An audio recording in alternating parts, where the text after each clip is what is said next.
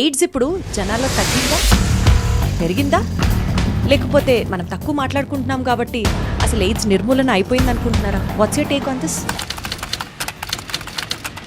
దీనికి సంబంధించి నేను ఫస్ట్ టైం ఆ డాక్టర్ని మాట్లాడినప్పుడు అడిగినప్పుడు I was shock to know the answer. COVID pandemic అయిపోయింది అని మనం అమ్మయ్య అనుకుంటున్నామేమో కానీ AIDS pandemic is still on.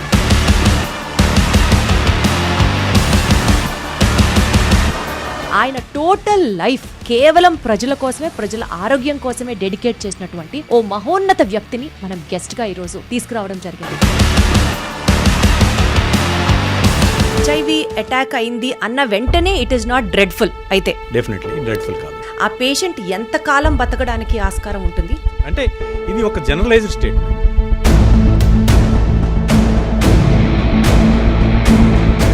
సొసైటీలో ఉన్న సోషల్ స్టిగ్మా, వాళ్ళకి ఎయిడ్స్ ఉందంట, HIV పేషెంట్ని తరలించినటువంటి అంబులెన్స్ని కూడా తగలబెట్టేసింది. మాకు ఈ జబ్బు ఉందని తెలిసిన తర్వాత ఏ డాక్టర్ కూడా మమ్మల్ని ఇలా ముట్టుకోలేదు సార్ అని చెప్పేసి ఎంత మొదట్లో HIV సోకిన తర్వాత చాలా మంది ఆత్మహత్యలు చేసేసుకున్నారు. సో వాటిని నేను సమాజం చేసే హత్యలు అంటాను.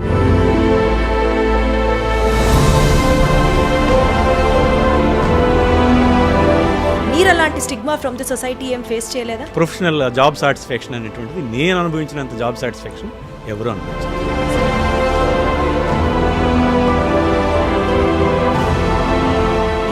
హ్యాండ్ వాష్ 5 నిమిషాలు కడగాలి, 5 డైరెక్షన్స్లో కడగాలి, ఇవన్నీ చాలా అవసరం అండి. ఈ హ్యాండ్ శానిటైజేషన్లో లేకపోతే ఈ ఫోమింగ్ ఇవన్నీ కూడా పెద్ద ట్రాష్ అని చెప్పేసి.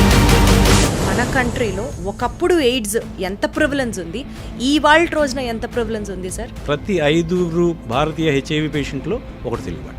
రెండోది ఏంటంటే కండోమ్ వాడడం కూడా చాలా మందికి ఇప్పటికీ తెలియదు అనుకుంటున్నాను.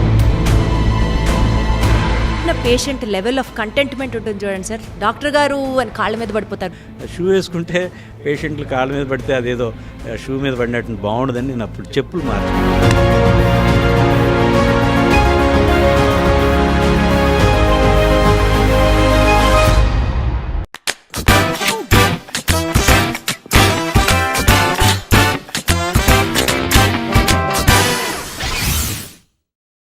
హలో ఎవ్రీబడి, అందరికీ నమస్కారం. Welcome to this special podcast.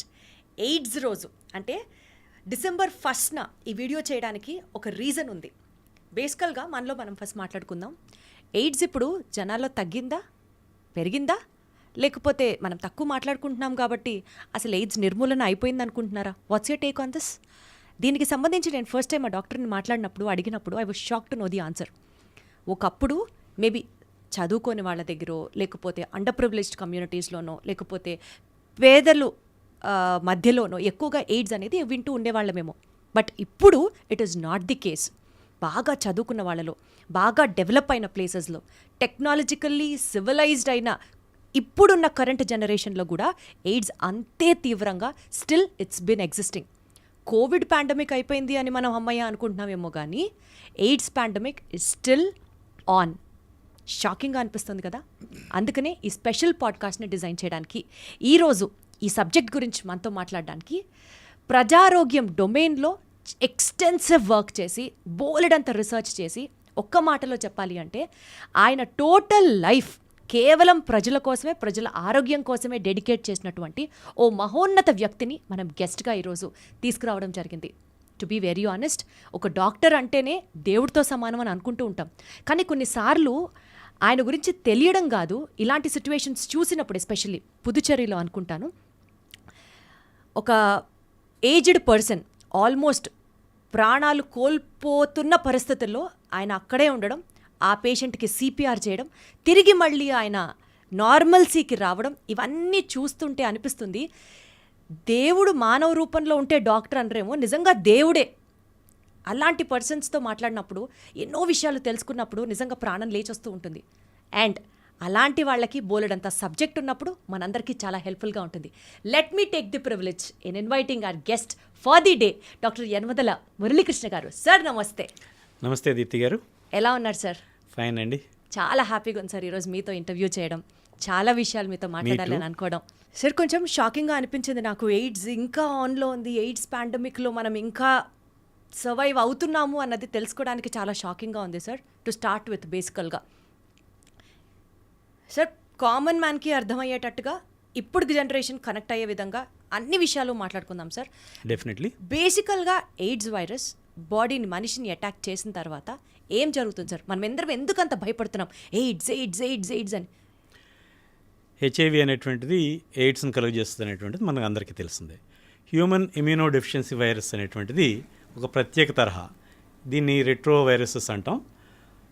ఇది మనిషి యొక్క తెల్ల రక్త కణాల్లో ఏదైతే వ్యాధి నిరోధక శక్తిని ఆర్కెస్ట్రైజ్ చేసి ఒక పద్ధతి ప్రకారం నడిపించేటువంటి లింఫోసైట్స్ ఉంటాయి. వాటిలో హెల్పర్ లింఫోసైట్స్ అంటాం. వాటిలో CD4 లింఫోసైట్స్ని ఈ హ్యూమన్ ఇమ్యూనోడెఫిషియన్సీ వైరస్ ఆశించి ఈ సెల్లోకి వెళ్ళిన తర్వాత అది మనిషి యొక్క జీన్లోకి కలిసిపోతుంది. ఒక్కసారి ఈ జీన్స్లోకి ఈ హెచ్ఐవి కలిసిపోయిన తర్వాత ఇన్ఫెక్షన్ అనేటువంటిది ఇంక పెర్మనెంట్. దాన్ని ఇప్పటి వరకు తొలగించేటువంటి టెక్నాలజీ డెవలప్ చేయలేకపోయాం. సో ఇట్స్ ఆన్, తొందరలోనే వచ్చే అవకాశం ఉంది, కానీ ప్రస్తుతానికైతే మాత్రం ఇంకా లేదు. సో వైరస్ ఎప్పుడైతే ఈ తెల్ల రక్త కణాల్లో ఉన్నటువంటి ముఖ్యమైనటువంటి CD4 లింఫోసైట్స్ని ఆశిస్తుందో ఈ తెల్ల రక్త కణాలు నెమ్మదిగా తగ్గడం ప్రారంభిస్తుంటుంది. మన అందరికీ తెలుసు, ప్రతి నిత్యం మనిషి యొక్క ఎముక మూలుగలో ఏదో బోన్ మ్యారో అంటాం, దాంట్లో నిత్యం కొన్ని మిలియన్లు బిలియన్ల కణాలు పుట్టుకొస్తూ ఉంటాయి. అలాగే మన శరీరంలో వాటి వయస్సు, ఎర్ర రక్త కణాలకి ఒక 100 రోజులు 120 రోజులు, తెల్ల రక్త కణాల్లో కొన్నింటికి 2 రోజులు, లేకపోతే 10 రోజులు, 20 రోజులు, కొన్నింటికి సంవత్సరాలు, నెలలు ఇట్లా ఉంటూ ఉంటాయి. ఎప్పుడైతే ఈ పుట్టుకొచ్చే కణాలు ఈ నాశనం అయిపోయి ఏదైతే ఈ వైరస్ ఆశించడం మూలంగా ఇది పనిచేయకుండా పోతుంది, అది ఏదైతే ఈ ఇతర వైరల్, బ్యాక్టీరియల్, ఫంగల్, పారాసైటిక్ ఇన్ఫెక్షన్ని ఎదుర్కోవాల్సి ఉంటుందో ఆ పని చేయకుండా పోతుంది. అటువంటి సందర్భంలో ఈ శరీరంలో పుట్టుకొచ్చేటువంటి కణాల కంటే కూడా నాశనం అయ్యేటువంటి కణాలు ఎక్కువైపోయినప్పుడు, ఆ ఈక్విలిబ్రియం దెబ్బతిన్నప్పుడు, ఎప్పుడైతే ఈ CD4 లింఫోసైట్స్ సంఖ్య సాధారణంగా 500 నుంచి 1500 ఉంటాయి మిల్లీలీటర్కి, ఇది ఒక 200 లేదా ఆ స్థాయికి పడిపోయిన తర్వాత ఈ హెచ్ఐవికి గురైనటువంటి వ్యక్తి వివిధ అనేకమైనటువంటి సాంక్రమిక వ్యాధులు, మన చుట్టూ అనేక రకాల జబ్బులు, జగ్గులు, జ్వరాలు, అట్లాగే డయేరియాలు, టీబీ జబ్బులు, న్యూమోనియాలు, మెనింజైటిస్కి సంబంధించినటువంటి బ్యాక్టీరియా, వైరస్ ఇవన్నీ చుట్టూ ఉంటాయి. మనం ఈ బ్యాక్టీరియా, వైరస్, ఈ సూక్ష్మజీవుల యొక్క మేఘాల్లో జీవిస్తున్నాం. వాటి మధ్య మనం ఉన్నాం, మనతో పాటు అవి లేవు. సో అవి ఈ వైరస్కి గురైన హెచ్ఐవి బాధితుడి యొక్క శరీరంలో చేరి అనేక జబ్బులను కలుగజేసి ప్రాణాంతకు కూడా కావచ్చు.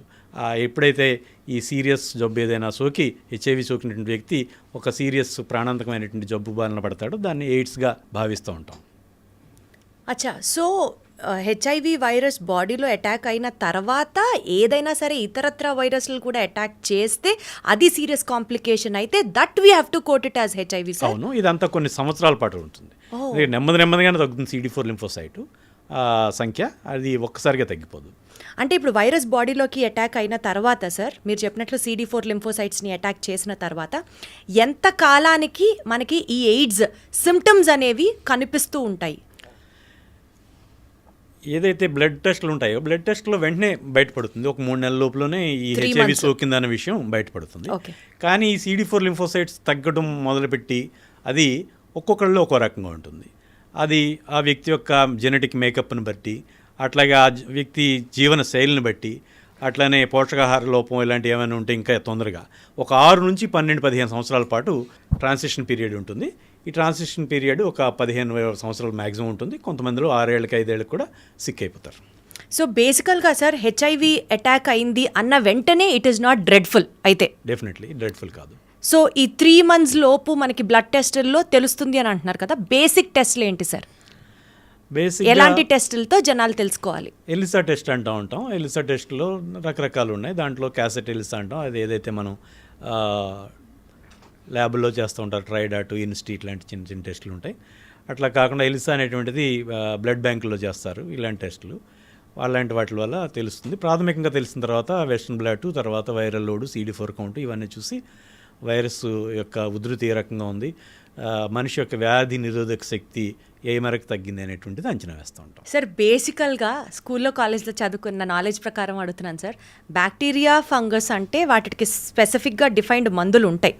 వైరస్ అంటే ఇట్ కీప్స్ ఆన్ చేంజింగ్, కాబట్టి దానికి స్పెసిఫిక్గా మందులు అన్నవి ఉండవు అన్నది ఒక యాంగిల్ అయితే, ఎయిడ్స్లో స్పెసిఫిక్గా సార్ హెచ్ఐవి వైరస్ బాడీని అటాక్ చేసిన తర్వాత బాడీలో వచ్చిన చేంజెస్ అండ్ మెడికేషన్కి అది పనిచేసే విధానం ఎలా ఉంటుందో చెప్పండి సార్.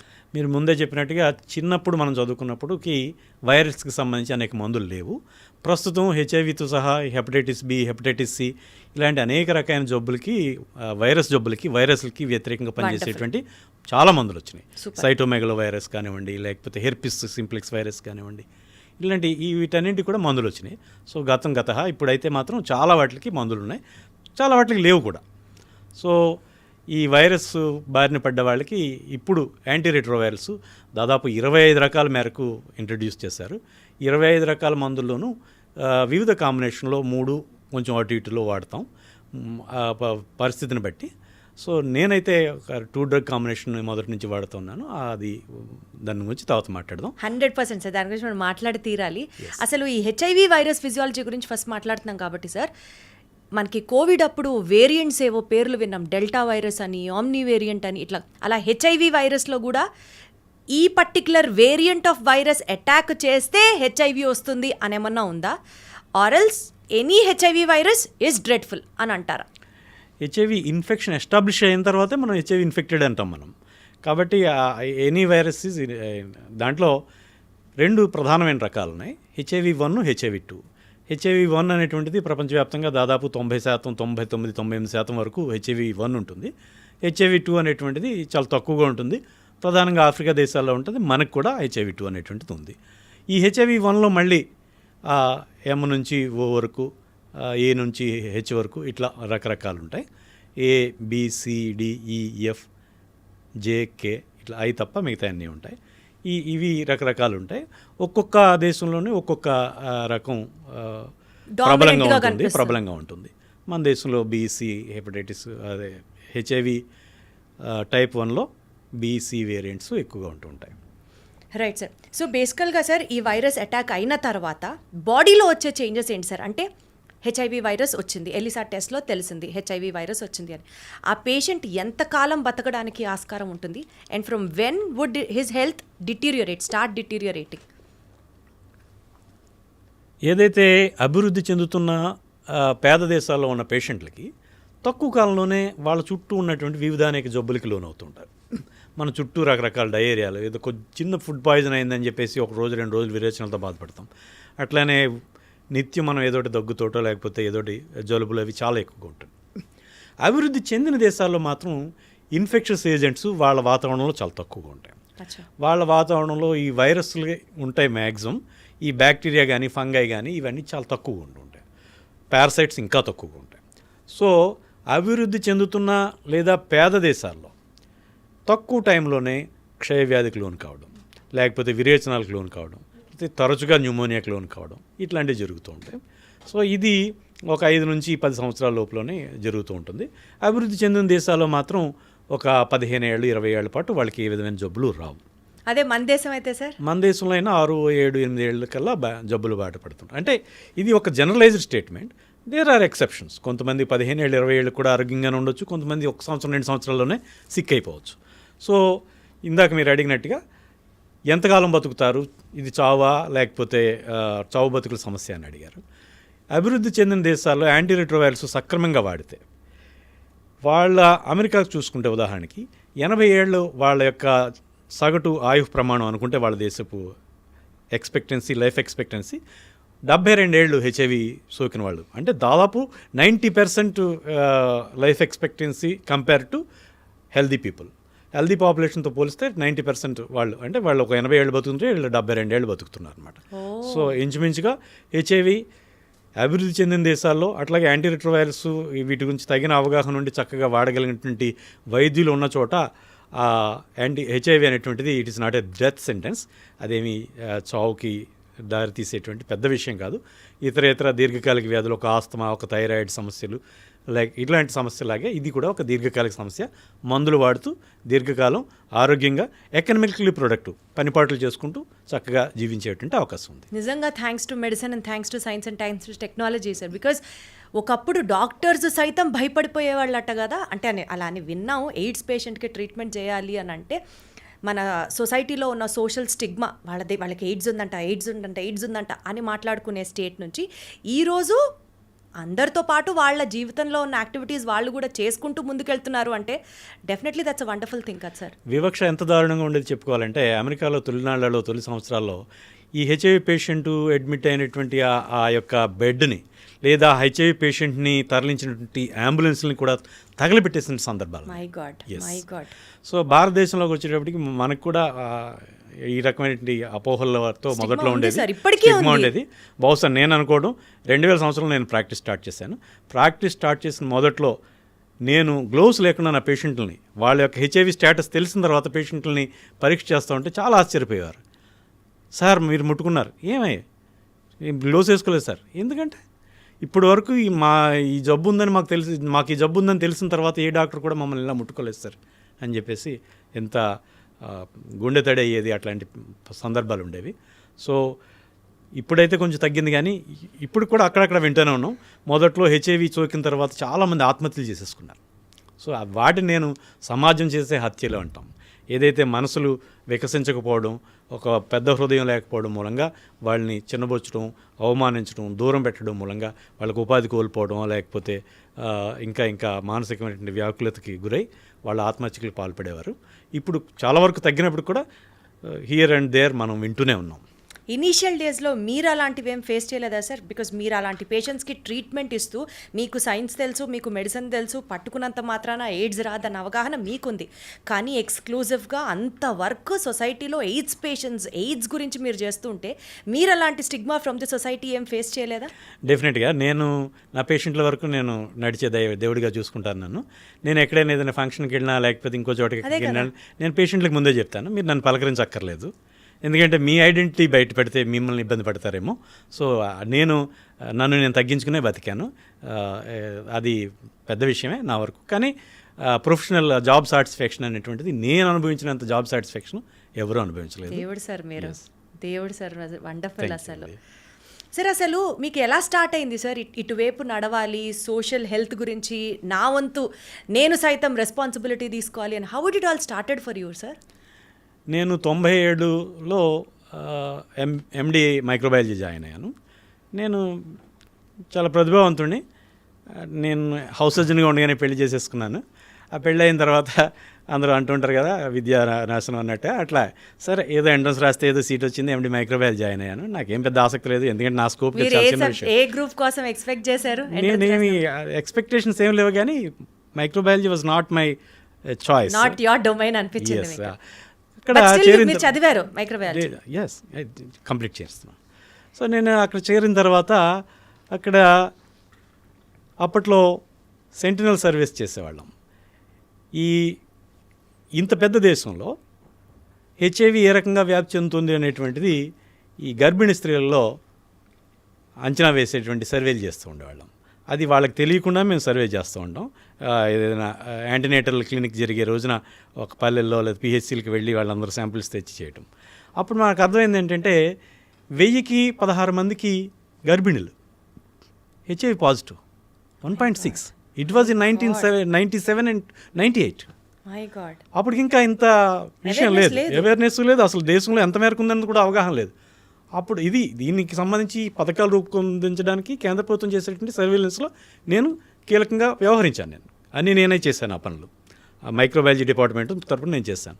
అప్పుడు నాకు అర్థమైంది, ఏదైతే అప్పటికే ఆఫ్రికాలో కొన్ని దేశాలు, జింబాబ్వే, జైరీ, జిబోటి, స్వాజిలాండ్, ఇలాంటి కొన్ని దేశాలు, ఉగాండా, ఎయిడ్స్ మూలంగా శ్రామిక తరాన్ని కోల్పోయినాయి.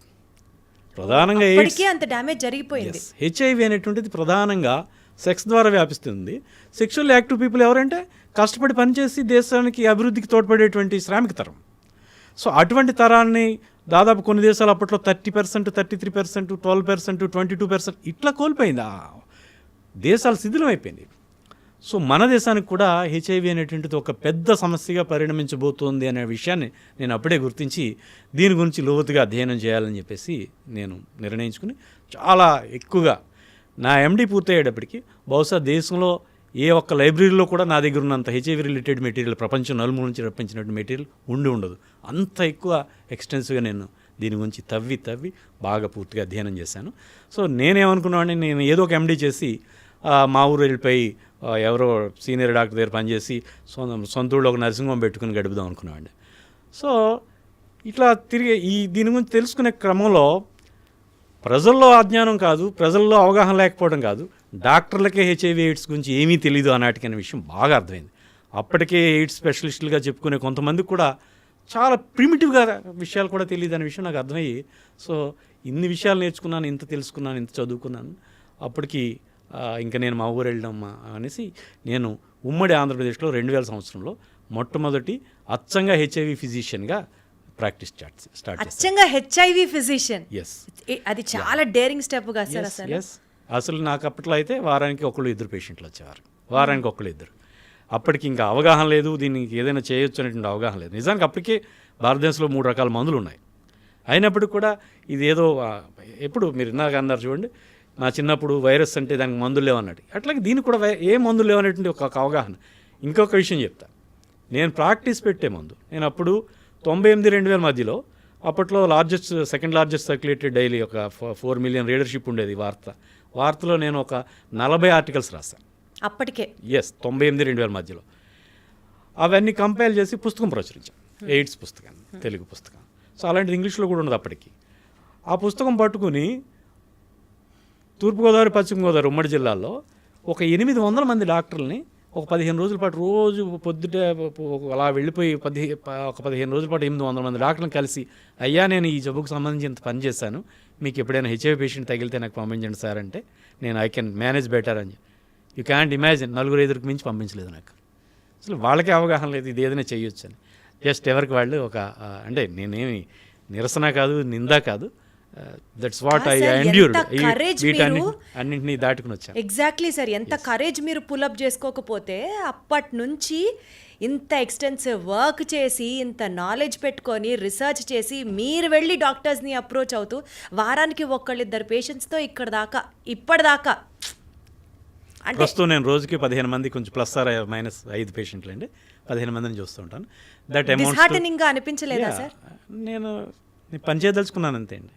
ఎందుకంటే నాకు చాలా ఎక్కువ తెలుసు, నాకు తెలుసు పేషెంట్లు కొంతమంది రికవర్ అయిన తర్వాత ఆ విషయాలు మళ్ళీ పేషెంట్లు అంటే ఒక స్పెషాలిటీ ప్రాక్టీస్ అనేది రిఫరల్ ప్రాక్టీస్. నా కొలీగ్స్ రిఫర్ చేస్తే వాళ్ళు వేరే సందర్భంలో హెచ్ఐవి టెస్ట్ చేస్తే హెచ్ఐవి ఉందని బయటపెడితే అప్పుడు నాకు రిఫర్ చేస్తే నేను చూడాల్సిన కేసులు. కరెక్ట్. కానీ నేను పేషెంట్ సెంట్రిక్గా స్పెషాలిటీ ప్రాక్టీస్ని కూడా ఇండివిజువల్గా పేషెంట్ సెంట్రిక్గా పేషెంట్లు రికవర్ అయిన పేషెంటే నాకు పేషెంట్లు పంపించేటట్టుగా నేను అట్లా నడిపాను. నేను ఈరోజు కూడా అలాగే నడుపుతున్నాను. నాకు రిఫరల్స్ తక్కువ, పేషెంట్లు తీసుకొస్తూ ఉంటారు. Word of mouth. అదే సార్, అదే మీ టాలెంట్ అక్కడే ఉంటారు. ఇప్పుడు మీరు సోషల్ మీడియాలో ప్రత్యేకంగా మీ ఫేస్బుక్, మీ సోషల్ మీడియా అకౌంట్స్లో ఒక చిన్న వార్త పెడితే చాలు అంత వైరల్ అయిపోవడానికి కారణం ఏంటంటే because people are looking up at doctor Muralikrishna garu. పలానా వాళ్ళు చెప్పారనో వేరే వాళ్ళు చెప్పారనో కాదు, ఇండివిజువల్గా పీపుల్ మిమ్మల్ని వాల్యూ చేస్తున్నారు, పీపుల్ మిమ్మల్ని గుర్తిస్తున్నారు, పీపుల్ మీ దగ్గర నుంచి ట్రీట్మెంట్ కావాలని కోరుకుంటున్నారు. That's where you have stood up today sir. సింపుల్గా చెప్పాలంటే కామన్ సెన్స్ అండి. నేను ఇక్కడ కోవిడ్కి సంబంధించి వర్క్ చేస్తాను. కోవిడ్కి ఇట్లా ఏం జరుగుతోంది అందులో దాంట్లో మొదటి వేవ్లోనే గుర్తించారు. ఒక 1/3 ఆఫ్ పేషెంట్స్, ఒక 135 మంది ఊపిరితిత్తుల్లో రక్తం గడ్డగట్టి చనిపోయారండి. హాస్పిటల్స్లో అడ్మిట్ అయిన వాళ్ళకి ఇస్తాం మేము ఈ రివరాక్స్బోన్లో, హెపారిన్లో ఇట్లాంటివన్నీ ఇస్తాం. ఈ ఏవైతే థ్రోంబోలైటిక్స్, ఈ రక్తనాళాలలో గడ్డగట్టకుండా ఉండడానికి, కట్టిన గడ్డలను కరిగించడానికి. కానీ అవుట్ పేషెంట్లకి ఇవ్వం. నేను యాస్పిరిన్ మొదలుపెట్టాను ఎప్పుడైతే ఈ కోవిడ్ డెల్టా వేవ్ సివియర్గా లక్షలాది మంది ప్రాణాలు కోల్పోయారు అప్పుడు. అట్లనే విపరీతమైన ఆయాసం, విపరీతమైన ఇన్ఫ్లమేషన్ ఉంటుంది, వాపు అంటాం, ఊపిరితిత్తుల వాపు. దానికి యూకేలో స్టడీ చేసినటువంటి డెక్సామెజోన్, అది ఒక పెద్ద మలుపు. అది నేను ప్రెడ్నిసోలోన్ రూపంలో నేను ఇచ్చాను. Methyl prednisolone. Yes, not methyl prednisolone, prednisolone. Yes. అట్లానే ఏదైతే వాళ్ళు బ్యాక్టీరియల్ ఇన్ఫెక్షన్ గురవుతూ ఉన్నారు, సో కొంచెం రెస్పిరేటరీ ట్రాక్ట్ స్పెసిఫిక్గా ఉండేటువంటి రెస్పిరేటరీ ట్రాక్ట్ ఇన్ఫెక్షన్కి ఉపయోగపడేటువంటి ఎజిత్రోమైసిన్.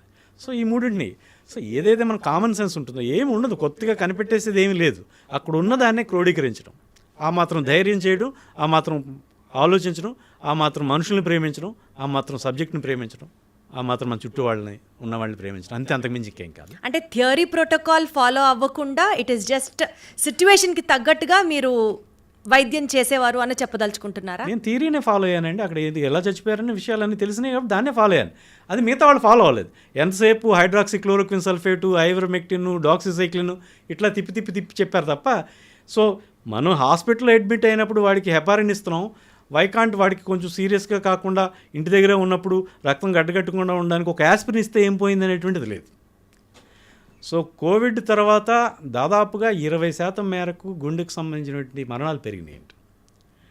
ఇవన్నీ కూడా చాలామంది మనం వింటూ ఉన్నాం.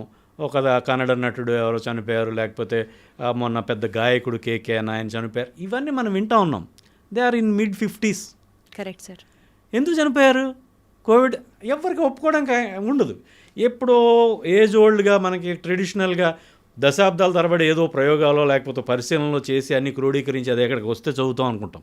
కానీ దాని సిచ్యుయేషన్ డిమాండ్స్, కోవిడ్ అనేటువంటిది ఒక సీవియర్ సిచ్యుయేషన్, ఎక్స్ట్రాడినరీ సిచ్యుయేషన్, దాన్ని మనం ఎక్స్ట్రాడినరీగా డీల్ చేయాలి.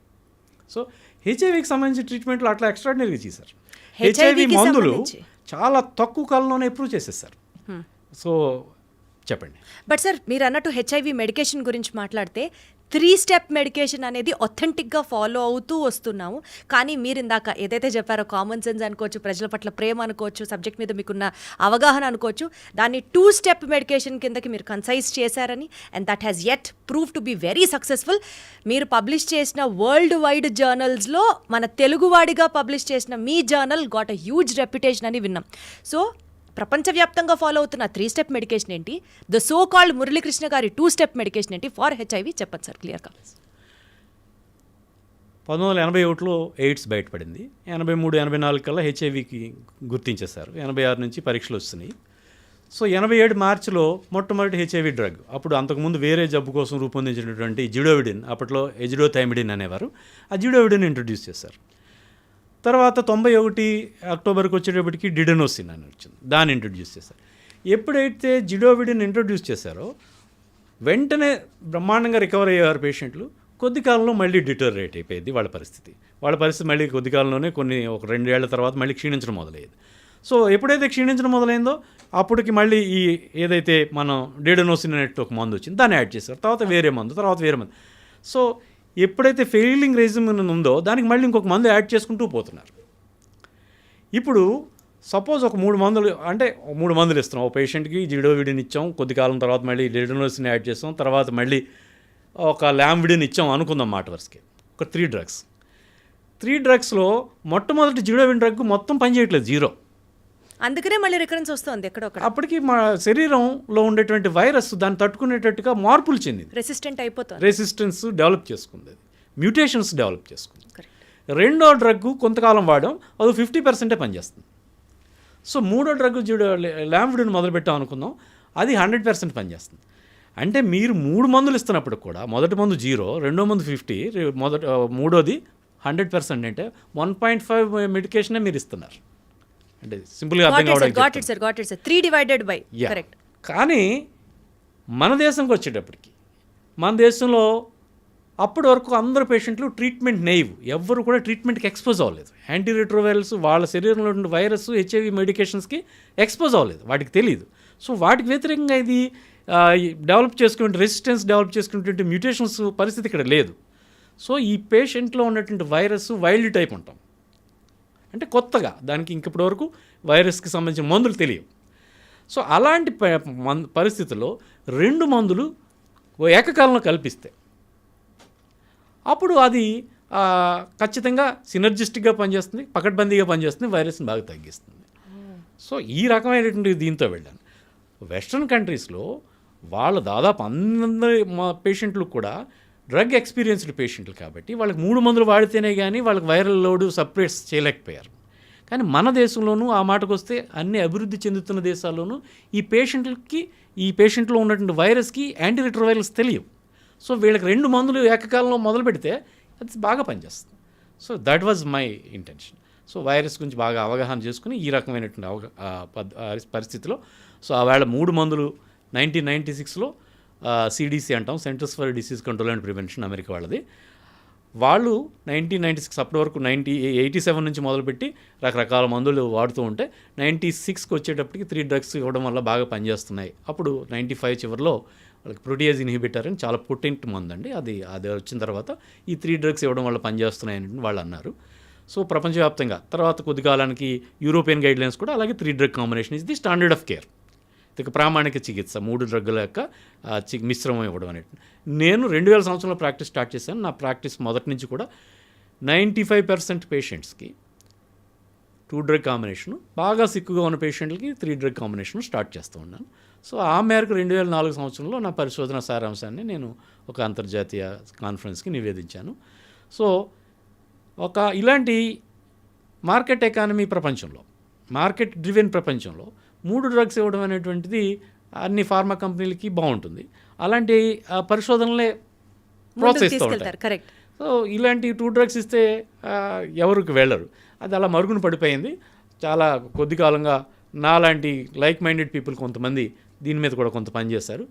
2019 నుంచి 2 డ్రగ్ కాంబినేషన్ మీద బాగా చర్చ జరుగుతుంది.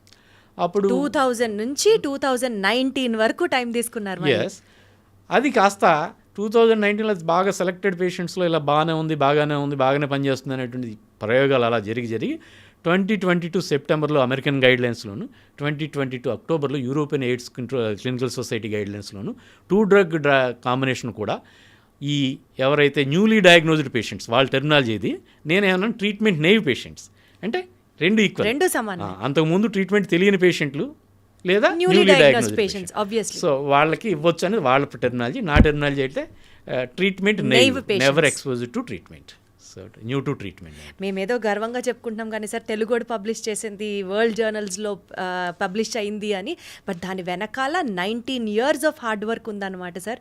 19 years పట్టింది జనాలకి మీరు చెప్పేది నిజం నమ్మాలి అని అనుకోవడానికి.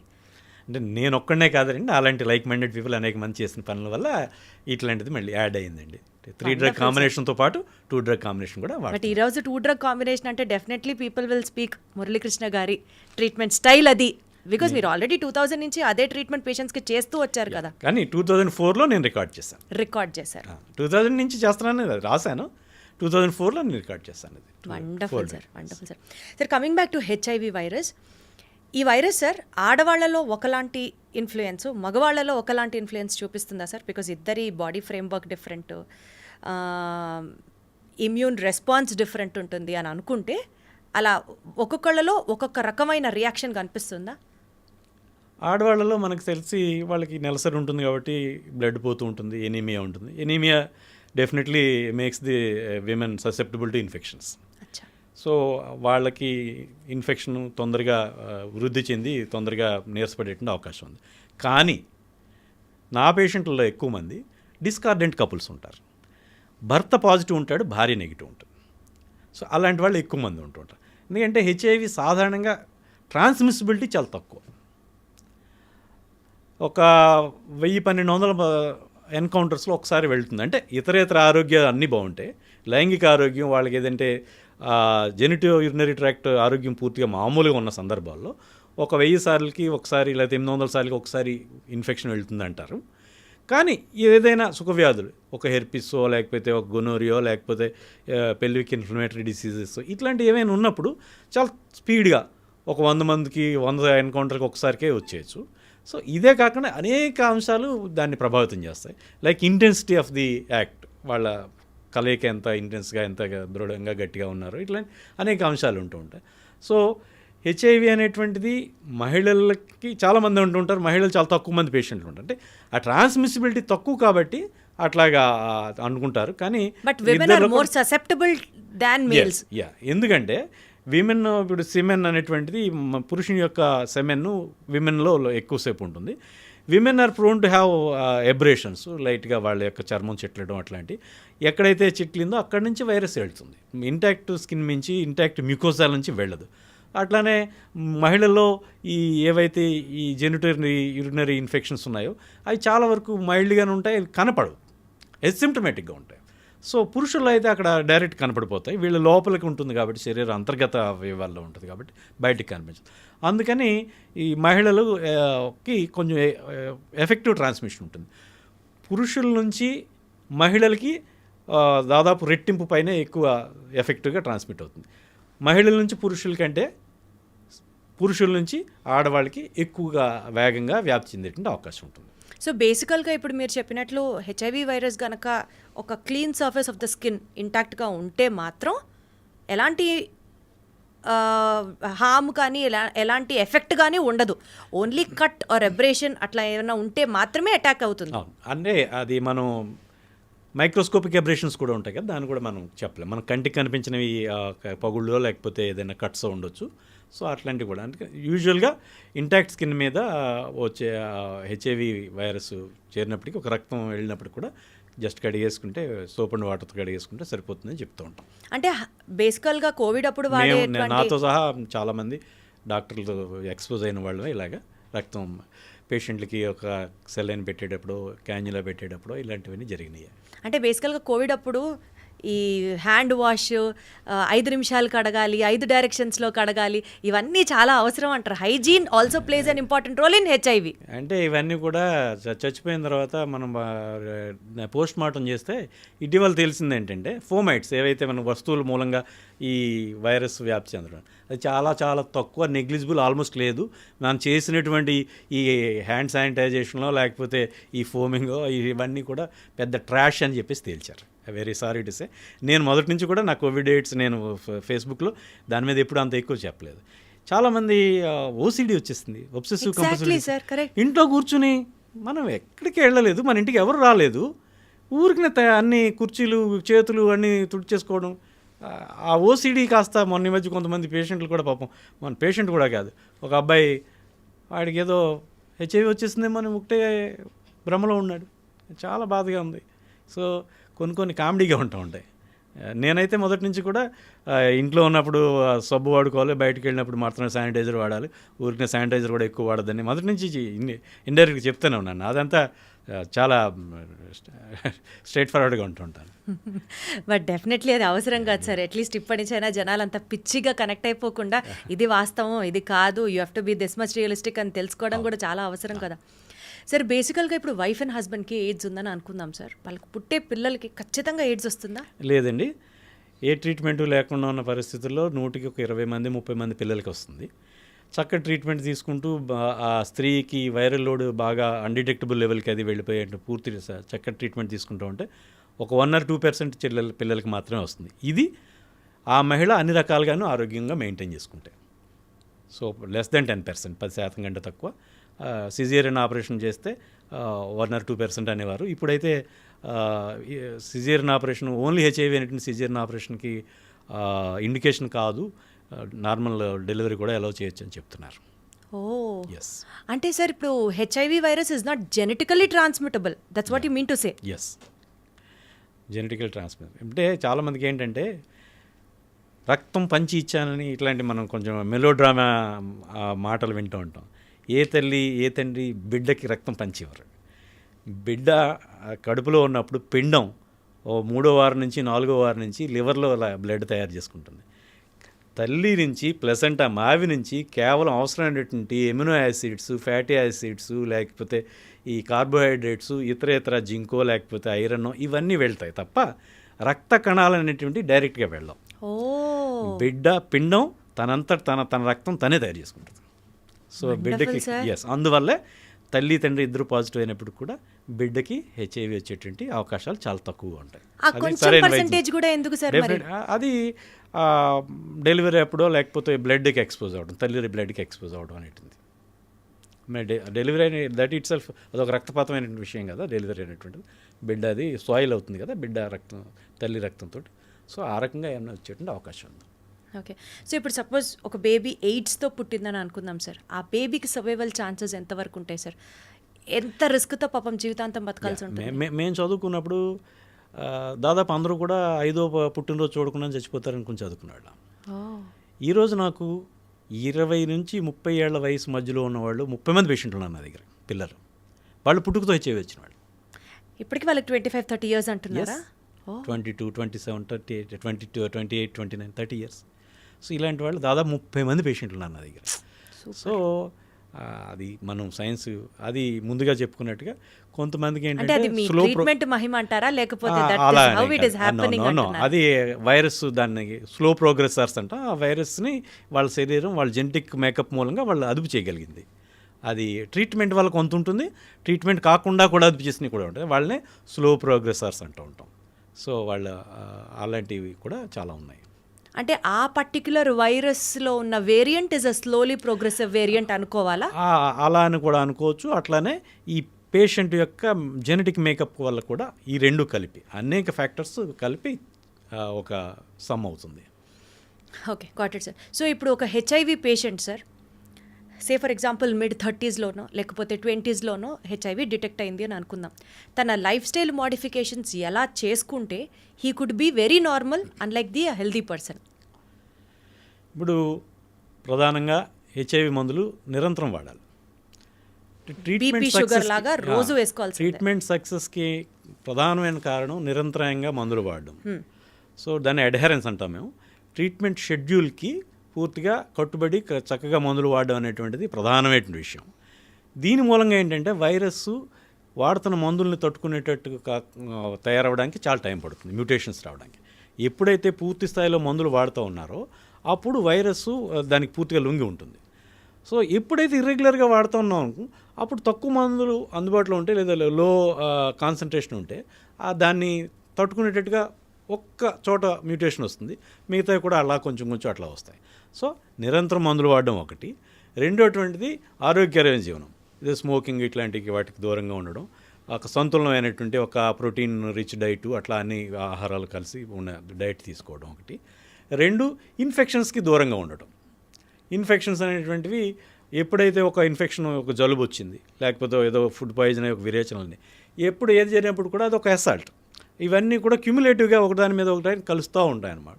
సో వీలైనంత వరకు సపోజ్ ఇంట్లో వాళ్ళకి జలుబు వచ్చింది, ఆ రోజుకి పక్క గదిలో 4 గదిలో 3 రోజులు వాళ్ళని అవాయిడ్ చేయడం, దూరంగా ఉండడం, మాస్క్ కట్టుకోవడం. అట్లానే ఈ టీబీ జబ్బులు ఇలాంటి వాటికి దూరంగా ఉండటం. ఫుడ్ అది కూడా వీలైనంత వరకు ఇంట్లో చేసుకున్నదో లేదా పరిశుభ్రమైనటువంటి వాతావరణంలో చేస్తున్న వాటిని మాత్రమే తినడం. వీటి మూలంగా వీళ్ళ ఆరోగ్యం మెయింటైన్ చేస్తుంటే ఏవైతే ఇన్ఫెక్షన్కి అసాల్ట్స్ చాలా తక్కువగా ఉండడం వల్ల ఈ లాంజివిటీ బాగుంటుంది. వీటితో పాటు ప్రధానమైనటువంటిది ఈ సైకలాజికల్ ఇష్యూస్ కూడా. ఈ టాక్సిక్ ఎన్విరాన్మెంట్లో కాకుండా ఒక హృదయమైనటువంటి ఒక ఆత్మీయమైనటువంటి సంబంధాలు బంధువుల మధ్యలో, స్నేహితుల మధ్యలో, కుటుంబంలో ఉండటం మూలంగా వాళ్ళు చక్కటమైన ఆరోగ్యకరమైనటువంటి మానసికమైనటువంటి స్పందనలతో ఆరోగ్యం మెయింటైన్ చేయొచ్చు. ఇట్లా సంతులమైన ఆహారం, సొసైటీ రెస్పాన్సిబిలిటీ సార్, వాళ్ళని చక్కగా చూసుకొని వాళ్ళని కలుపుకునేటట్టుగా ప్రవర్తించడం కూడా. కానీ సార్ అసలు ఎయిడ్స్ ఎలా ట్రాన్స్మిట్ అవుతుంది అని మాట్లాడుకుంటే sexually transmittable disease is AIDS అన్నది ఒక మాట ఎట్లయితే ఉందో, మిగిలిన రకాలు of how the virus is transmitted అని చూసుకుంటే మేబీ ఒకప్పుడుతో పోల్చుకుంటే ఇప్పుడు బార్బర్ షాప్స్కి వెళ్ళినా సరే సార్ స్టెరైల్ రేజర్స్ కొత్తవి తీసుకోవాలని చెప్పి, లేకపోతే బ్లడ్ ట్రాన్స్ఫ్యూజన్ జరిగేటప్పుడు కూడా ఆ జాగ్రత్తలు తీసుకోవాలి. ఇట్లా జనాల్లో కొంత పాపులేషన్కి అవగాహన వచ్చింది అని అనుకుంటే, బ్లడ్ మార్పిడి జరిగినప్పుడు ఎయిడ్స్ కేసెస్ వచ్చినవి మనకి ఇక్కడ ఇండియాలో కానీ ఆంధ్ర తెలంగాణ రాష్ట్రాల్లో కానీ ఉన్నవి అసలు ఉన్నాయా సార్? జస్ట్ చదువుకోవడం థియరిటికల్గా? ఒకప్పుడు ఉండేవండి, ఇప్పుడు తగ్గినాయి బాగా. అవి నాకో వాళ్ళు ఫ్రీగా ఇస్తారు కిట్స్, అవి కూడా ఎవరు కొనుక్కోకర్లేదు. ఒక బ్లడ్ బ్యాంక్ మెయింటైన్ చేసేవాళ్ళు, వాళ్ళకి సంబంధించి హెచ్ఐవి టెస్టులు, hepatitis B test, hepatitis C, లేకపోతే VDRL టెస్టులు, ఈ టెస్ట్ కిట్లన్నీ కూడా నేషనల్ ఎయిడ్స్ కంట్రోల్ ఆర్గనైజేషన్ వాళ్ళు ఫ్రీగా ఇస్తారు బ్లడ్ బ్యాంకులకి. సో వాళ్ళు కొనుక్కోకలేదు. ఇప్పుడు అసలు బ్లడ్ ట్రాన్స్ఫ్యూజన్ దగ్గరే ఇవన్నీ చేసి కదా సార్ వాళ్ళు బ్లడ్ హెల్దీ బ్లడ్ అయితేనే కదా సార్ వాళ్ళు స్టోర్ చేస్తారు. అక్కడి నుంచి మళ్ళీ ఎయిడ్స్ ఎలా వస్తుంది అంటే వచ్చే ఛాన్సెస్ ఎట్లా ఉన్నాయి? ఇప్పుడు రావడం లేదండి, దాదాపు శూన్యం. ఇప్పుడు ఒకప్పుడైనా సరే ఎలా జరిగినాయి అలాగా? ఒకప్పుడు కొంతమంది అనాథరైజ్డ్గా బ్లడ్ బ్యాంకులు మెయింటైన్ చేసేవారండి. కొంతమంది హడావుడిలో ఇచ్చేస్తూ ఉండేవారు, బ్లడ్ టెస్ట్లు సరిగ్గా చేయకుండా అట్లా వెళ్ళిపోతూ ఉండేవి.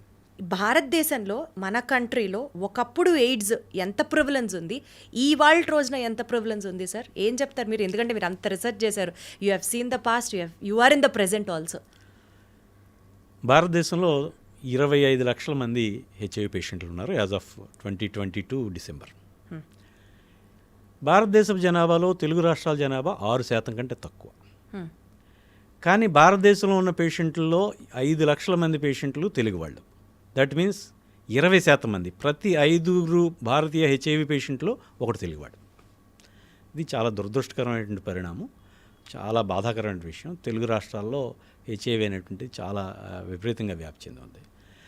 హెచ్ఐవి అనేటువంటిది జీవితకాలపు ఇన్ఫెక్షన్ కాబట్టి ఇప్పుడు నవీన అంచనాలు చూస్తే 2023 డిసెంబర్ నాటికి యుఎన్ఐడ్స్ ఏదైతే WHO, యుఎన్ఐడ్స్ వీళ్ళు చేసినటువంటి అంతర్జాతీయ ఐక్యరాజ్య సమితి ఎయిడ్స్ ఫైట్ సంస్థ అన్నమాట. సో వీళ్ళు ఏం చెప్పారంటే పాండమిక్ మొదలైనప్పటి నుంచి ఇప్పటికీ 8,84,00,000 మంది హెచ్ఐవి బారిన పడ్డారు. ప్రస్తుతం ప్రపంచంలో 3,99,00,000 మంది, అంటే దాదాపు 4 కోట్ల మంది హెచ్ఐవితో జీవిస్తున్నారు. ఇదే 2023 నాటికి 4,23,00,000 మంది ఎయిడ్స్ సంబంధించిన జబ్బులతో చచ్చిపోయారు. మీరు ఇక్కడ లెక్కేసుకోవాల్సింది 4,23,00,000 దాదాపు 4 కోట్లు అంటే హాఫ్ ఆఫ్ ద పాపులేషన్. 8,22,00,000 మంది మాత్రమే చూపించారు. మీరు 8,84,00,000 మంది చనిపోయారు, ఈ జబ్బు బాధపడ్డారని చెప్పారు. హెచ్ఐవి అనేటువంటిది జబ్బు సోకిన తర్వాత, వైరస్ సోకిన తర్వాత, రోగనిరోధక శక్తి తగ్గిన తర్వాత రకరకాల జబ్బులు బయటపడిందో టెస్ట్ చేస్తే బయటపడుతుంది. ఓకే. సో ఇవాళ ఒక టెస్ట్, ఒక పాజిటివ్ పేషెంట్ బయటపడ్డాడంటే ఆ పేషెంట్ ఒక 8 ఏళ్ల క్రితం, 10 ఏళ్ల క్రితం, 12 ఏళ్ల క్రితం ఇన్ఫెక్ట్ అయ్యాడని అర్థం. సో 86% మంది మాత్రమే ఇప్పటివరకు డయాగ్నోస్ చేసాం. ప్రతి ఏటా, ప్రతి నెల అలా కొంచెం కొంచెం అలా ఆ 14% బయటపడతా ఉంటుంది. ఆ 14% undiagnosed patients. That's what I wanted to tell. Correct. So ఈ అన్డయాగ్నోజ్డ్ పేషెంట్స్ మొహం మీద ఎవరు మొహం, హెచ్ఐవి డయాగ్నోజ్ అయిపోయింది, ఆ పేషెంట్కి నిర్ధారణ అయిపోయింది, వైద్యం తీసుకున్నారు, అలాగే కాదు, డయాగ్నోజ్ కాని వాళ్ళు కూడా చాలా ఉన్నారు. సో ఆ రకంగా హెచ్ఐవి అనేటువంటిది చాప కింద నీరులా వ్యాపిస్తూనే ఉంటుంది. ఒకసారి పాజిటివ్ అని తెలిసిన తర్వాత పేషెంటు బాధ్యతగానో నిజాయితీగానో ఉంటే వాళ్ళు జాగ్రత్తగా ఉంటారు, ఎదుటి వాళ్ళకి వ్యాపింప చేయకుండా జాగ్రత్తలు తీసుకుంటారు. తెలిసిన వాళ్ళు కూడా జాగ్రత్తలు తీసుకుంటారు. తెలియని వాళ్ళు కూడా ఉన్నారు కదా, ఏదైతే ఈ 14% మంది తెలియకుండా ఉన్నారు. సో హెచ్ఐవి అనేటువంటిది లైఫ్ ఇన్ఫెక్షన్ కాబట్టి అట్లాగే చాలా మందిలో బయటపడడానికి కొంచెం టైం పడుతుంది. అదే బయటపడడానికి నిర్ధారించడానికి ఆల్రెడీ టెస్ట్ చేస్తే ఎప్పుడైనా బయటపడుతుంది. కానీ వాళ్ళు ఏదో జబ్బు వెళ్తే తప్ప వాళ్ళకి టెస్టులు చేయం కదా. కరెక్ట్. జస్ట్ లైక్ దట్ నా దగ్గరికి వచ్చిన ప్రతి పేషెంట్కి నేను వైద్యం హెచ్ఐవి టెస్ట్ చేయను, ఎవరైనా ఫర్ దట్ మ్యాటర్. సో అందువల్ల పొటెన్షియల్గా ప్రతి ఎక్స్పోజర్ కూడా హెచ్ఐవికి వస్తుందేమో అనేంత జాగ్రత్తలు తీసుకోవాల్సిన అవసరం ఉంది ప్రతి ఒక్క వ్యక్తి కూడా. లైంగికంగా ఈ కాండోమ్ వాడడం అనేటువంటిది సక్రమంగా చేయాల్సినటువంటి అవసరం. సో హెచ్ఐవి అనేటువంటిది ఇప్పుడు కొత్తగా ఎక్కువగా వ్యాప్తి చెందుతుంది. ఏదైతే పాండమిక్ మొదలైన సమయంలో, ఈ పీడ మొదలైన సమయంలో పేదలు, చదువుకోని వాళ్ళు ఎక్కువగా అట్లా మార్జినలైజ్డ్ కమ్యూనిటీస్లో మాత్రమే సంబంధించిన విషయం అని అనుకునేవాళ్ళు ఇప్పుడు అందరికీ సంబంధించిన విషయం అవుతుంది. ఒక రకమైనటువంటి లైంగికపరమైనటువంటి ఒక పెర్మిసిబిలిటీ, ఒక సడలింపు ధోరణి మనలో వచ్చింది. అట్లనే లిక్కర్ కన్సంప్షన్ కూడా బాగా పెరిగింది. ఎప్పుడైతే లిక్కర్ కన్జ్యూమ్ చేసి ఒక సెక్షువల్ అడ్వెంచర్కి వెళ్తారో వీళ్ళు పులిరాజాలా భావించుకుంటారు తమను తాము. అంటే నేను ప్రతిదానికి అతీతుడిని, ఎదుటి వాళ్ళకి ఒకవేళ నిజంగా ఉన్నా నాకేమి రాదనేటువంటిది. సో ఇప్పుడు వచ్చేటువంటివి ఎక్కువగా కొంచెం చదువుకున్న వాళ్ళలో రావడానికి కారణం ఈ పెర్మిసిబిలిటీ పెరగడం, ఏవైతే ఫిల్మ్స్ అవి చూసి ఎక్స్పెరిమెంటేషను, అట్లాగే కాండోమ్ వాడకపోవడం, వీటి వల్ల వస్తుంది ఒకటి. రెండోది ఏంటంటే కాండోమ్ వాడడం కూడా చాలామందికి తెలియదు. చాలామంది ఇప్పటికీ తెలియదు అనుకుంటున్నారు. ఎవరికి తెలియదు, చాలామందికి తెలియదు. కాండోము ఏ పేషెంట్లు వస్తూ ఉంటారు, కాండోము తెగిపోయింది సార్, పగిలిపోయింది సార్ అని. కాండోమ్ తెగిపోవడం, పగిలిపోవడం అనేది అసాధ్యం. ఎందుకు అసాధ్యం అంటే వాళ్ళకి వాడడం తెలియక. కాండోమ్ వాడడం అంటే అదేదో డైరెక్ట్గా బుడగను మనం డైరెక్ట్గా వేసుకుని అది అన్రోల్ చేయాలి. దాని ముందు చిన్న బుడిపు ఉంటుంది, రీసిస్ ఉంటుంది దాని ఖాళీగా, దాన్ని డీఫ్లేట్ చేసి అది అన్రోల్ చేయడం వల్ల అది చర్మానికి అంటుకుపోయి ఉండాలి. చివర బుడగలా ఉండకూడదు. సో చాలామందికి తెలియక తొడిగేసుకోవడం వల్ల చివరికి బుడగ అయిపోతుంది. అది డీఫ్లేట్ చేయటం వల్ల సెమెన్ అనేటువంటిది దాంట్లో ఫిట్ అవుతుంది. అట్లా కాకుండా ఇన్ఫ్లేట్ అయ్యి కొంచెం గాలి అలా ఉండడం వల్ల వాళ్ళ ఫ్రిక్షన్లో అది పగిలిపోతుంది. సో ఎక్కువ కండోమ్ వాడకం తెలియకపోవడం ఒకటి, ఎప్పుడైతే లిక్కర్ ప్రభావంతో వాళ్ళు సెక్స్లో పాల్గొనడం వల్ల ఈ కండోమ్ వాడకపోవడం అనేటువంటి ఈ ప్రధానమైనటువంటి కారణాలు. సార్ ఫస్ట్లో మిమ్మల్ని మనం ఇంటర్వ్యూ స్టార్ట్ చేయక ముందర ఇప్పుడు కొంచెం తగ్గిందేమో సార్ హెచ్ఐవి అని నేనే మిమ్మల్ని అడిగాను చూసారా. మేబీ ఒకప్పుడు గవర్నమెంట్ రెస్పాన్సిబిలిటీ సోషల్ వెల్ఫేర్ కోసం పులిరాజాకి ఎయిడ్స్ వస్తుందా అని ఎంత పెద్ద క్యాంపెయిన్ చేసేవారు సార్. అట్లా చేసి చేసి చేసి అది నోట్లో జనాల్లో ఎలా నానిపోయిందంటే అందరూ started being very much careful about AIDS AIDS AIDS AIDS అని. ఇప్పుడు చాలా కామన్ అయిపోయింది అని అంటే మేబీ ఎవరు దాని గురించి మాట్లాడుకోవట్లేదు అండ్ అందుకని తగ్గిపోయిందేమో అన్న భావనలో ఉన్నామేమో కాదా. దాదాపు 10 ఏళ్ల క్రితం నుంచి హెచ్ఐవి ఎయిడ్స్ అనేటువంటిది యాక్చువల్లీ 96లోనే 3 డ్రగ్ కాంబినేషన్ మొదలెట్టిన తర్వాత ప్రాణాంతక వ్యాధి కాదు, దీన్ని ఒక క్రానిక్ మేనేజబుల్ కండిషన్గా వాళ్ళు వర్గీకరించారు. సో ఒక 10 ఏళ్ళు అయ్యేటప్పటికి 2005, 2006 ఆ టైం వచ్చేటప్పటికి హెచ్ఐవికి సంబంధించి మందులు ప్రపంచవ్యాప్తంగా కూడా అందుబాటులో వచ్చినాయి. అంతర్జాతీయ వితరణ సంస్థల నుంచి bill gates foundation, Melinda foundation, ఇట్లాగా క్లింటన్ ఫౌండేషన్, వీళ్ళ నుంచి అలాగే ఇట్లాగా యుఎన్ ఎయిడ్స్, ఇలాంటి అంతర్జాతీయ సంస్థలన్నీ కూడా పెద్ద ఎత్తున హెచ్ఐవి మందులు అందుబాటులోకి తీసుకొచ్చినాయి. ఇప్పుడు ప్రతి గవర్నమెంట్ మెడికల్ కాలేజీ హాస్పిటల్లోనూ చాలా పెద్ద పెద్ద హాస్పిటల్లో కూడా, జిల్లా ఆసుపత్రుల్లో కూడా హెచ్ఐవి పేషెంట్లకి యాంటీ రిట్రోవైరల్ ట్రీట్మెంట్ అనేటువంటిది ఉచితంగా ఇస్తున్నారు. ఎప్పుడైతే ఈ ఉచితంగా మందులు ఇవ్వడం మొదలెట్టారో అప్పుడు గతంలో ఉన్నంత భేతావహమైనటువంటి పరిస్థితుల్లో కలుగులే కంకాళాల్లో ఉన్నటువంటి పేషెంట్లు, లేకపోతే బాగా బక్క చిక్కిపోయి కళ్ళల్లో ప్రాణం ఉండి చర్మం మీద రకరకాల చర్మ వ్యాధాలు, నోట్లో పుళ్ళు, ఇలాంటి పరిస్థితి ఇప్పుడు లేదు. సో అదొకటి, హెచ్ఐవి మందులు అందుబాటులో ఉండడం ఒకటి. వీటి వల్ల అలాగే ఈ అంతర్జాతీయ వితరణ సంస్థల నుంచి వచ్చేటువంటి ఈ ఫండింగ్ తోటి పెద్ద ఎత్తున మీరు చెప్పిన ఈ ఫ్యామిలీ హెల్త్ ఇంటర్నేషనల్ అలాంటి వాటి సంస్థలు చేసేటువంటి ఈ పులిరాజాకి ఎయిడ్స్ వస్తుందా, లేకపోతే మరొకటి ఎయిడ్స్ ఉంది, పొంచి ఉంది, జాగ్రత్త, ఇలాంటి ప్రచారం తగ్గిపోయింది. దానివల్ల ఒకటి పేషెంట్ల యొక్క ప్రొఫైల్ మారింది. గతంలో చూసేటువంటి భేతావహమైనటువంటి పరిస్థితి ఇప్పుడు అటువంటి రోగగ్రస్తమైనటువంటి చిక్కిపోయినటువంటి కదిలే కంకాళాల లాంటి పేషెంట్లు మనం చూడట్లేదు. అట్లనే హెచ్ఐవికి మందులు వచ్చినాయి, తర్వాత ఈ ప్రచారం తగ్గింది. దీని మూలంగా హెచ్ఐవి అనేటువంటిది ఇప్పుడు లేదేమో అనేటువంటి ఒక భ్రమ చాలామందిలో ఉంది. అలా ఏం లేదు, కొత్తగా చాలామంది గురవుతూనే ఉన్నారు. గతంలో కేవలం పేదవాళ్ళకి పరిమితమైంది, ఇప్పుడు చదువుకున్న వాళ్ళు, ఎంప్లాయీసు, మిడిల్ క్లాసు, అట్లాంటి వాళ్ళకు కూడా ఎక్కువ మంది ఈ జబ్బుకు గురవుతున్నటువంటి సందర్భాలు ఇటీవల కాలంలో నేను చాలా ఎక్కువ మంది. మన హాస్పిటల్స్ కానీ, మన గవర్నమెంట్స్ కానీ, మన వ్యవస్థలు కానీ ఎంతవరకు ఎన్ఫోర్స్ అయి ఉన్నాయి సార్? ఇప్పుడు కోవిడ్ పాండమిక్ అనే ఇంకా వస్తుంది చూడండి, నాకు హెచ్ఐవి పాండమిక్ని తట్టుకోవడానికి ఎంత స్ట్రాంగ్ ఉన్నాం సార్ మనం? ఇంకా what else we need to build up on? అసలు గత ఏడాది 2023లో ప్రపంచవ్యాప్తంగా 13 లక్షల మందికి కొత్తగా హెచ్ఐవి బారిన పడ్డారు. ఏదో కొత్తగా హెచ్ఐవి నిర్ధారించారు. 13 లక్షలు, ఒకసారి ఇమాజిన్ చేయండి. వాళ్ళు 13 లక్షల మంది జీవితకాలం మందులు వాడాలి.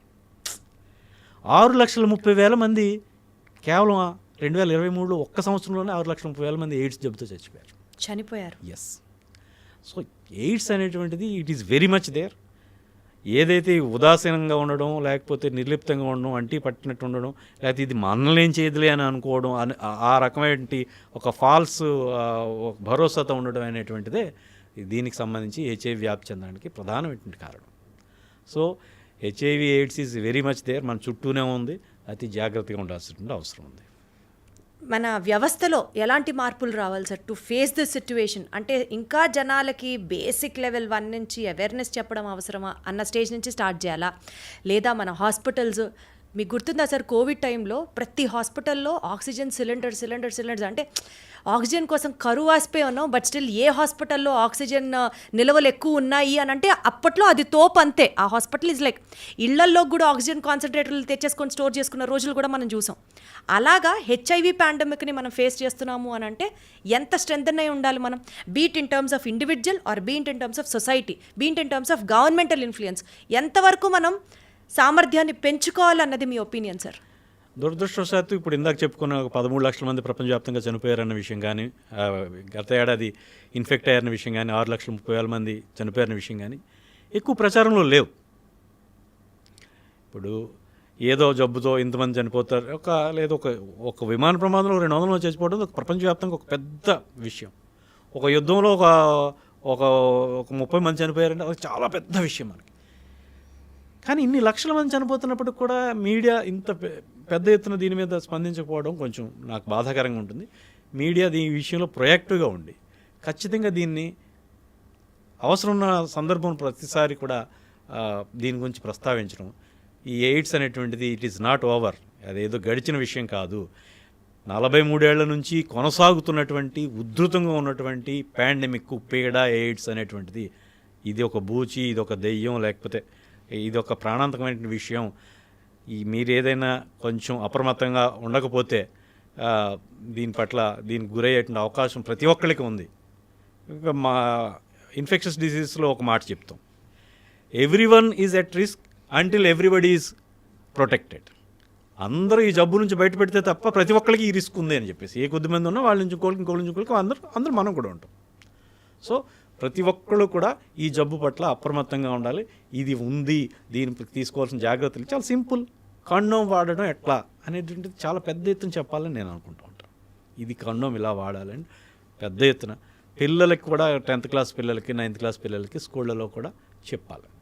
అంటే నైతికపరమైనటువంటి పాఠాల వరకు ఓకే, కానీ మనం నైతిక రూల్స్తో మనం ఒక దేశాన్ని, ఒక జనాన్ని మనం కంట్రోల్ చేయలేం. మనం చేసేటువంటి తప్పు అది మనం you can never be judgemental. ఇది తప్పు, ఇది ఒప్పు అనేది మనకు అనవసరం. ఇది ఉంది, మీరు జాగ్రత్తలు తీసుకోవాలని మాత్రం ఖచ్చితంగా చెప్పాలి. Very well said sir, very well said. Definitely awareness చాలా అవసరం, బేసిక్ లెవెల్ ఆఫ్ అవేర్నెస్. ఇప్పుడు మీరు చెప్పిన దాని ప్రకారం కండోమ్ ఎలా వాడాలి అన్న దాని దగ్గర నుంచి జనాలకి అవగాహన పెంచడం అవసరం. అవును సార్, ఇది కంటేజియస్ డిసీజు, ఇది స్ప్రెడ్ అయ్యే డిసీజ్ అని మాట్లాడుకుంటున్నాం కదా సార్. నేను అడిగే క్వశ్చన్ చాలా జోవియల్గా మీకు అనిపించవచ్చు, బట్ స్టిల్ చాలామందికి అదొక అపోహ కూడా ఉంది. హెచ్ఐవి వైరస్ గాల్లోంచి కూడా వస్తుందా sir? Is it spread through air? No అండి, అలా సాధ్యం కాదండి. వైరస్ అనేటువంటిది కేవలం blood borne disease or bodily fluids అట్లానే వస్తుంది తప్ప గాల్లోకి వెళ్ళదు. అది గాల్లో అది ఏదైతే ఈ మినిమం ఎఫెక్టివ్ డోస్ ఉంటుంది, ఇన్ఫెక్షస్ డోస్ అంటాం, ID50 అని చెప్తాం, అంత మేరకు మాత్రమే వస్తేనే ఇన్ఫెక్షన్ అవుతుంది. ఎందుకంటే కొన్ని సంవత్సరాల పాటు పర్సెంటేజ్కి బాడీ ఎక్స్పోజ్ అంత క్వాంటం అంత ఉంటే తప్ప రాదు. సో గాలిలో ఉండేటువంటి అవకాశం లేదు. మీరు తెలుసు, అది వైరస్ అనేటువంటిది ఇండివిజువల్గా మనలేదు, అది నిర్జీవానికి మధ్యలో ఉన్నటువంటి ఇది అనమాట.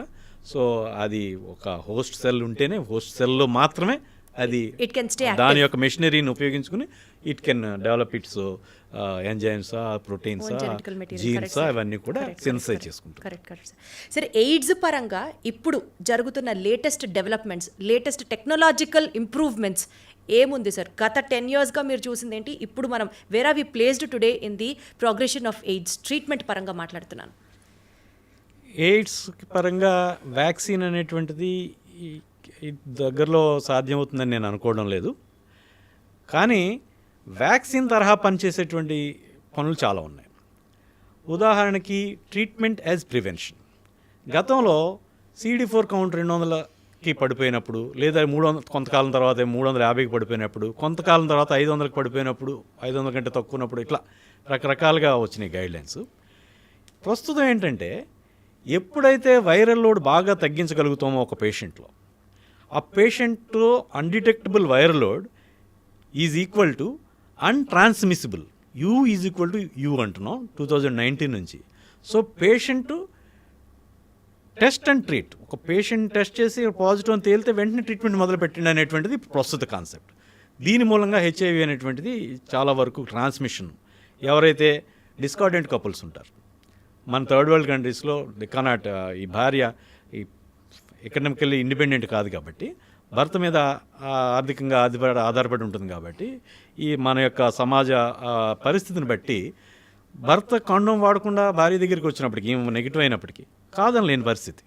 అలాంటి వాళ్ళలో వాళ్ళు ఎప్పుడైతే ఫుల్ ట్రీట్మెంట్ తీసుకుంటూ ఉన్నారో అప్పుడు వీళ్ళకి వచ్చేటువంటి అవకాశం నిరంతరంగా తీసుకుంటూ వైరల్ లోడ్ అనేటువంటిది అన్డిటెక్టబుల్ లెవెల్లో ఉంటే ఇది untransmissible. So U is equal to U, అది 2019 నుంచి. అట్లనే పెప్ అనేటువంటి కొన్ని వచ్చినాయి.